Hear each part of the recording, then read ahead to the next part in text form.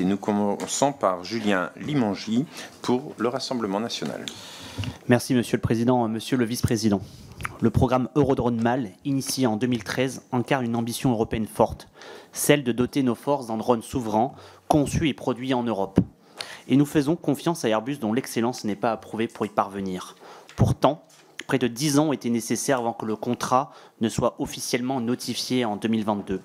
Aujourd'hui encore, les retards s'accumulent au point que Monsieur le ministre des Armées a récemment fait part de son inquiétude devant les parlementaires et évoqué l'éventualité d'infliger des pénalités aux industriels.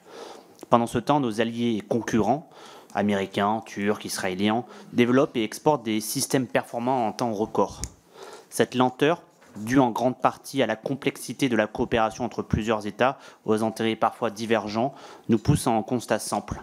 La BITD européenne, aujourd'hui, est en franc pour notre souveraineté. Et l'exemple récent du programme EDIP démontre qu'en cas de blocage légitime des industriels français, nos partenaires n'hésitent plus à outrepasser les volontés françaises. En effet, les industriels allemands et plusieurs grands groupes européens, dont Airbus, ont contourné la position française en imposant leur propre vision des projets de défense.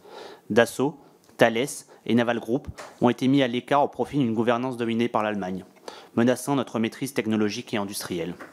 Dès lors, quelles garanties pouvez-vous apporter pour que l'Eurodrone ne devienne pas un énième projet où la France finance une industrie de défense dont elle perd le contrôle? Nous devons garantir que nos forces disposent d'équipements modernes en temps et en heure. L'idéologie européenne nous pousse souvent à l'immobilisme au détriment de notre souveraineté. Nous nous enlisons déjà dans des programmes en coopération tels que le char du futur MGCS et l'avion du futur SCAF.